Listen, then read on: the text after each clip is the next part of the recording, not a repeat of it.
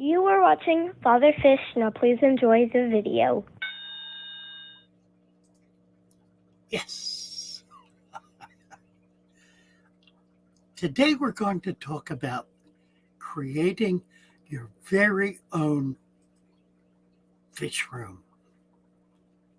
Something that has been a dream from the beginning. Here's a picture of my fish room, one that I'm very proud of, that I think you might enjoy seeing. As you can see, it's a little tall now. In truth, this is not my fish room. It is the fish room at the Faculty of Biology at the University of Białystok in Poland. Isn't that absolutely magnificent? So there's so many different ways to do fish rooms. It's really extraordinary when you begin thinking about it and planning for it. Why, here's a perfect example of a tiny little fish room that, well, anybody could do this. It's that simple and that basic. There it is. I had trouble getting it to come up. There we go. This is a killie rack. It's a shelf with 4, 7, 9, 13, 15, 19, 22, 23, plus whatever this is. It looks like, I don't know how many, 3 or 9 or something. About 25 containers, which can hold 25 pairs of fish, which in the case of these larger ones can hold whole communities of tiny little fish. So there's an example of a fish room with 30 tanks sitting on a little baker's rack, on one shelf of a baker's rack. You can do anything you can dream of. So what are the considerations? Now, I'm not going to go into the details of how to build a filtration system or how to build racks or how to make tanks or where to buy tanks. I'm not going to give you any of those kinds of details because there's plenty of that information available. I've got a lot of it already on my web. So what are we going to do today? We're going to plan. We're going to talk about planning because planning is the absolute key and the most central and important part of being able to build a fish room that is going to be effective, that you're going to be happy with, that's going to work for you. How do you start this? Well, the way you start anything else, you look at your available space and you begin imagining what you could put in that space based on what you would like to do. So the first step is really space and intentionality. What is it you want to do? Do you want to be able to breed and raise 1,000 fish a month that you can sell and support yourself? Maybe 5,000. Do you want to be able to maintain certain species of fish and study them through their life cycle? Do you want to see how big you can grow out monster fish?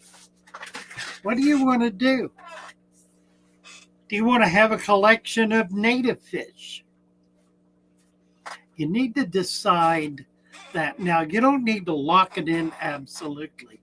What you do need to do is have some sense, some clear sense of direction, at least for the startup. You can always change as you move along. You want to create a system that you're going to be able to bring new fish in that you hadn't thought about yet. Now, that's going to be a function of size and water conditions.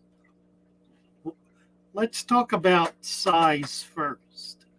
Obviously, if you want an arapima, you're going to need a swimming pool, a fairly large swimming pool, not a little tiny one. These guys get 8 feet long. You're likely to be able to raise them to 4 foot, and they're strong. They're a powerful fish. So consider what you're getting into, and don't think about getting a fish and then getting rid of it when it reaches a certain size. That's unfair to the fish because it probably will wind up dead. It probably will not find an appropriate home. The older a fish gets and the more it gets used to the environment it's living in, the less likelihood it is to be able to survive any kind of transition. So don't do that. Don't do it to yourself. Don't do it to your fish. Don't do it to someone you're going to give that fish to. You're going to make everybody unhappy. If you're going to get a fish, get it to keep until it completes its life cycle. That's probably rule number one. Don't get a fish for the sake of, well, let's back up a little. If all you really want to be able to do is grow fish out, you want to get fry in and grow them out so you can sell them, then that's one thing, and that's fine. If you're going to do that, however, you want to hold a few back as breeders so that you can maintain that strain. I mean, if it's worth having to begin with, it's worth being able to hold on to and keep going long term. I think those fish keepers who are the most joyous and the most successful and have the greatest sense of commitment to their fish room and to their hobby are those who have been able to maintain fish generation after generation and have 5, 6, 10, 15, 20 generations of a given species of fish that have grown up, that have multiplied, that have grown up and so forth in their tanks over a period of many years. So that's the next consideration is time frame. What kind of time frame are you thinking about here? Do you want something permanent that will be there for as long as you're able to maintain a fish room? Or do you want something temporary, something that'll last maybe a few years before you move or before your house gets rebuilt, whatever? That's a consideration you need to be clear about up front. Okay, so we were talking about two things. The first was size. The second was water. And water is probably really the most important consideration. Now, I'm going to tell you a secret here. The secret is you can have any water you want. You can have water that has a pH of 5.0, water that has a pH of 9.0. You can have water that has no hardness in it at all. You can have water with hardness of GH of 500. And you can do it with one single piece of equipment. Some of you know what that is. I'll let the cat out of the bag. The piece of equipment is an RO filter, a reverse osmosis filter. A reverse osmosis filter will allow you to have water that has no general hardness in it at all and no carbonates. That means that water, which comes out of the RO system at 7.0, will drop precipitously. It will drop to 5.0 if you don't do anything to add carbonates to it.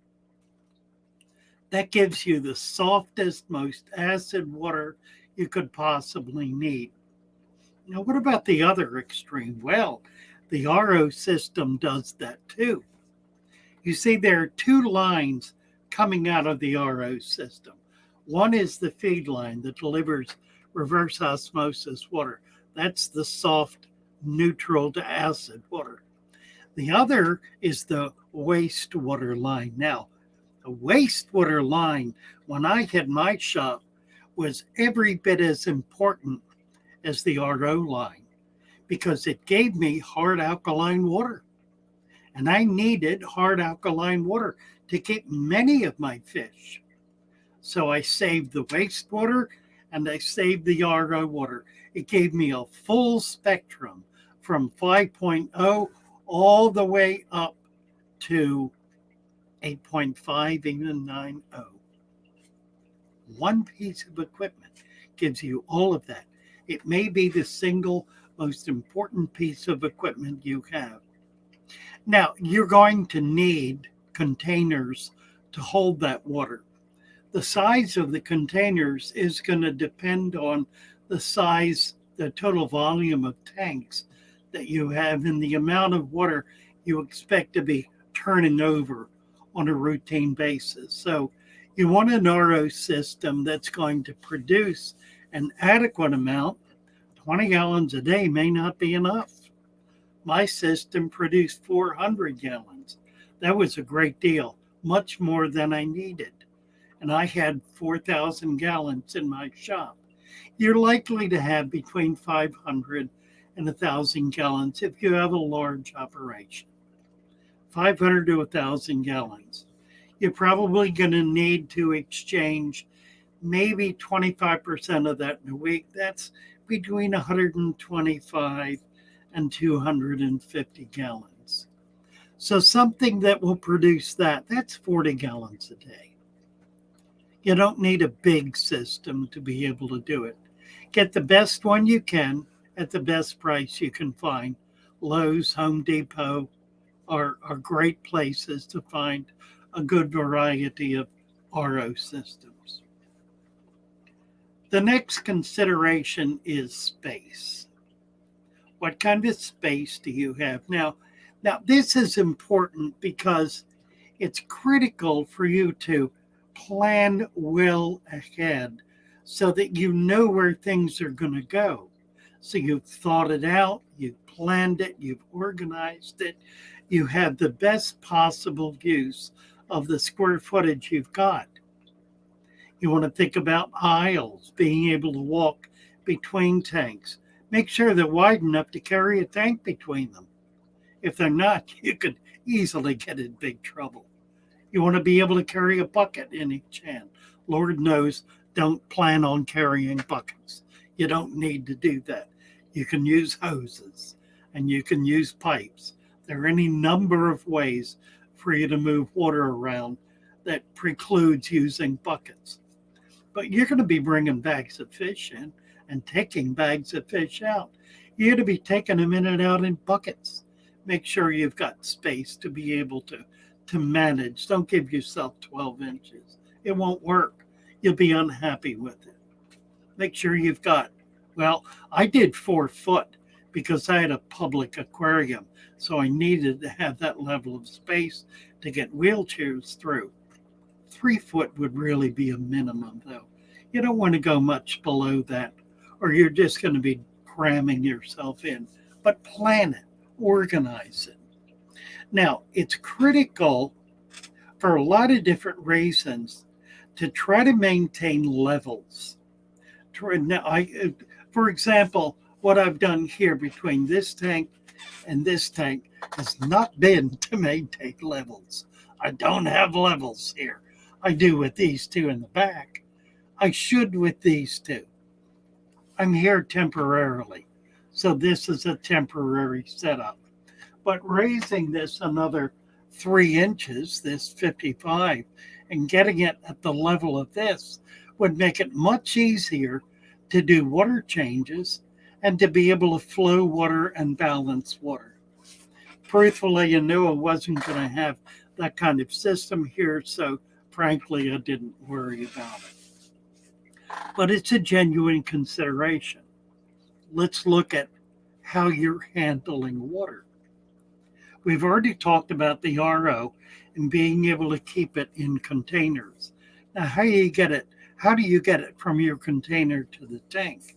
Well, you can siphon it into buckets and carry it, or you can put a little pump in there and pump it in. You can do it with a garden hose you carry around, or you can run pipe. You can run PVC to be able to do all of that. It depends on, what does it depend on? It depends on how big your operation is and how much work you want to try to get done automatically. If you're going to have 100 tanks, you really don't want to be doing water changes manually in 100 tanks. You want to do as much as you can of that automatically. Now, you're going to have tanks with different water quality. Try to keep them together. Try to keep those that are hard alkaline water in one place on one level or two levels so you can manage that. Try to keep soft acid water in one place, salt water in one place. If you will do that, group them together, then you're going to have a much easier time of it doing maintenance on your systems. Think about that and plan for that. Plan well ahead for that. What about filtration? Well, what I've been teaching here at Father Fish for years is a deep substrate system. If you will do a deep substrate system in your fish room, you're going to do absolute minimum maintenance. These discus, I have discus here. See these discus? Look at these discus. They're in here with wiring. Beautiful fish. I've only had them now for about 3 weeks. I will do a water change maybe in another month or two. I'm not doing regular weekly water changes. There's no need to. The quality of the water is a function of this 8-inch deep substrate. The water is perfect. There are no nitrates in it. There are no dissolved solids in it. There's no waste buildup in the water. It's clear, it's clean, it's healthy. I keep the temperature up to about 85 degrees, and the fish are doing fine. Now, the minute I begin seeing some stress, anything at all on the fish, a tiny white spot like that one right there, I need to take a look at that and figure out what that is and understand whether it's an injury or whether it's something else. Once I do, then I'll know I see what it is. It's an opening. It's a fin. It's an opening in the finnage. Yeah, right. So it's not a mark at all. All right. That's interesting because that's a sexual dimorphism, which means this may very well be a male. So anyway, water quality. You can maintain water quality at a very high level with deep substrates. Now, if your tanks are going to be set up for years, no reason not to do a deep substrate and every reason to do it because it will give you the kind of quality long term that's going to allow you to keep difficult fish. This tank has been set up for 12 years. There's a little Kobe. See him moving around, a little tiny little guy. 12 years. I had it set up here 6 months. No, a year. I've been here for a year. I have not done a water change in a year. I do top off.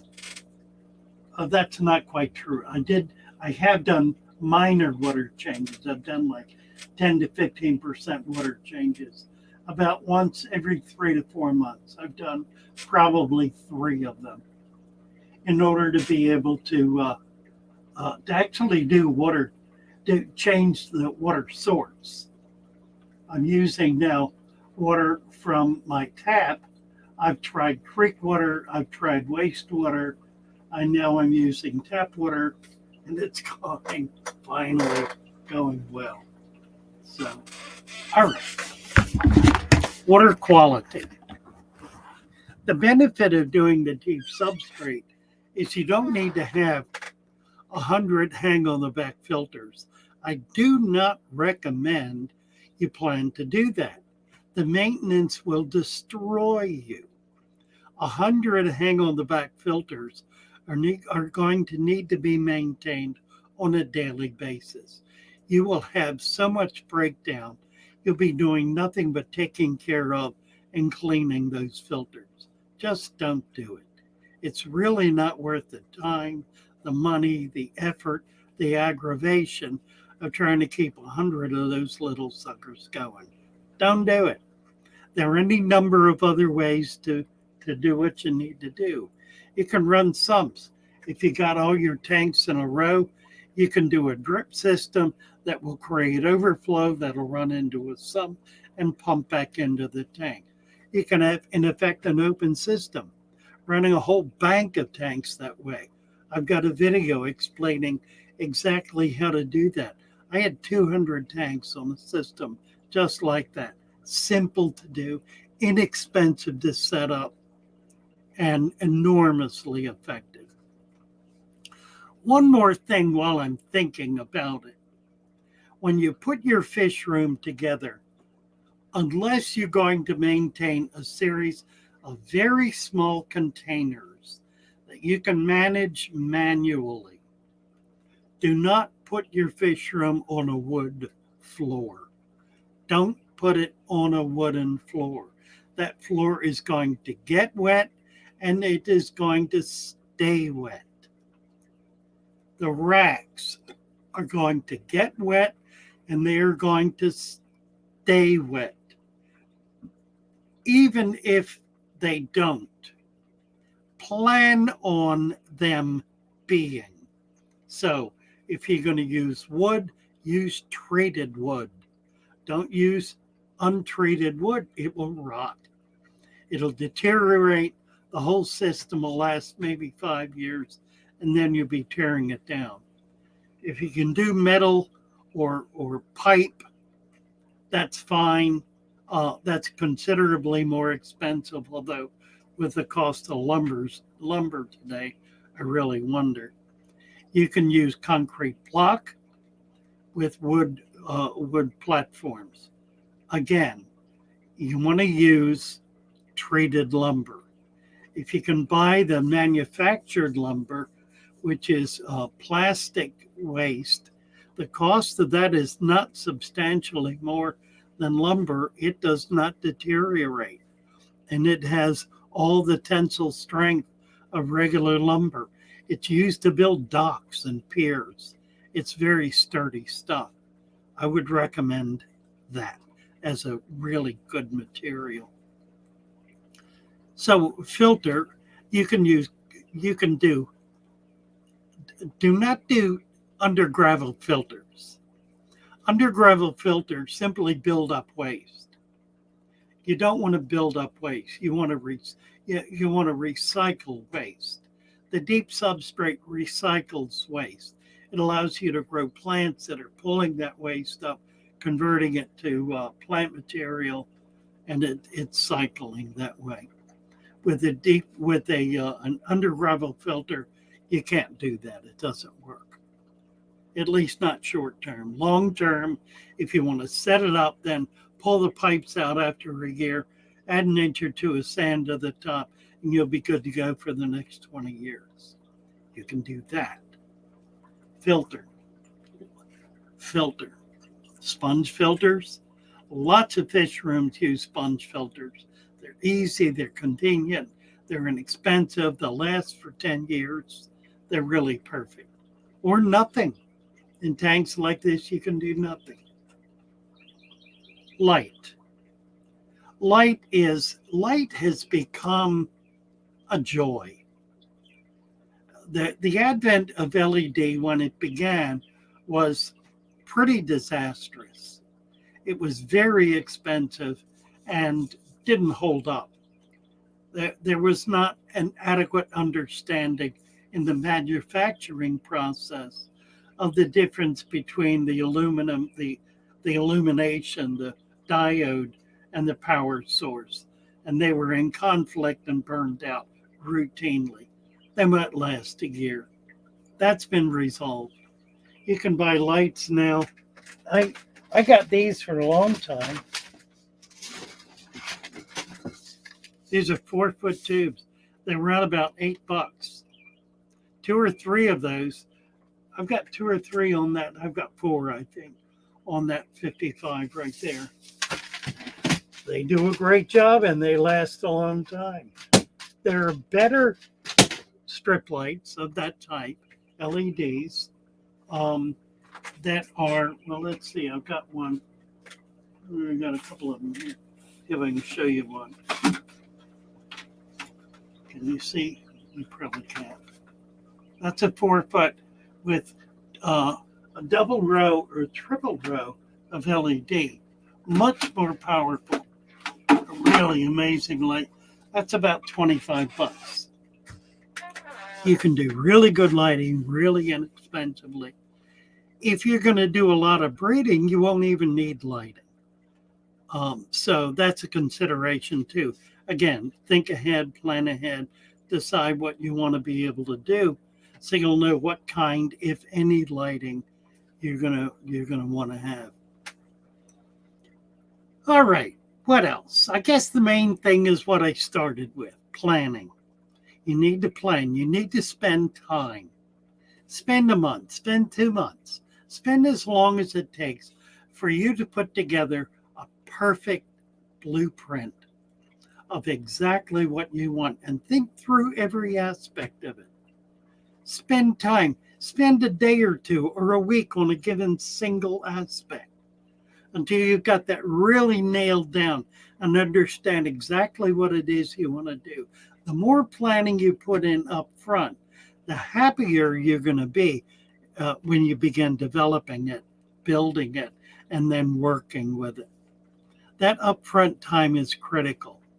When I opened my last shop, I spent several months putting together the blueprint for it. I had 4,000 square feet to work with. I spent months doing that. And then I brought a crew in and we put it all together in about 2 months. 2 months planning, 2 months building. I spent the next 10 years working with it and living with it.